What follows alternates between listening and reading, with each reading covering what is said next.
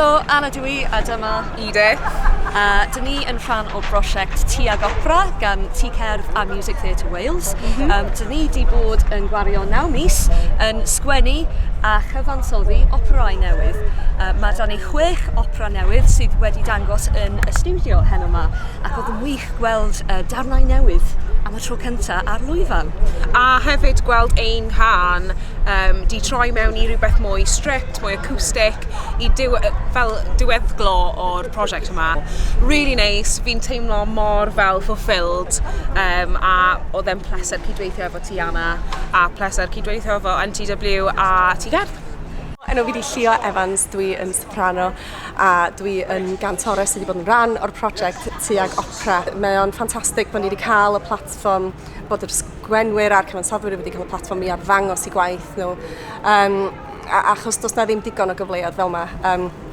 A mae o jyst yn wych fod yna prosiect fel yma yn bodoli sydd rhyw fath o fox tywod i gyfansoddwyr a sgwenwyr medru chwarae ac arbrofi yn yr arddull o opera. Oedd ein darn ni yn dilyn hanes Santes Tydfil, sy'n wrth gwrs wedi ysbrydoli gan cartref Idi.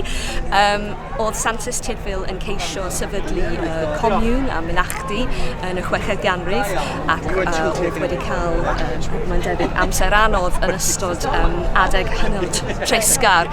Felly, oedden ni'n eisiau sgwennu hanes hi, ond hefyd mewn ffordd chwedlonol yn debyg i Tylwyth Teg. A fi'n meddwl y peth mwyaf special am y stori yw bod da ni'n plethu byd naturiol efo byd hudolus, a oedden ni eisiau really showcaseio just kind of a wyneb i weired o'r ddau byd yna trwy natur a stori Tydfil, a dod mas y neges o caredigrwydd, a mae Tydfil yn ddangos caredigrwydd, a dyna y neges pwysig yn rhan o'r libretti a'r cyfansoddiad. Ni really wedi mwynhau'r proses. Mae'r cantorion wedi bod yn amazing, yn amyneddgar, yn talentog iawn, a oedd e just yn hudolus, gallu clywed nhw'n ganu'n gwaith ni. Yn amazing. A bod nhw mor hapus i wneud, a maen nhw'n denu yr ysbrydoliaeth da ni wedi rhoi iddyn nhw,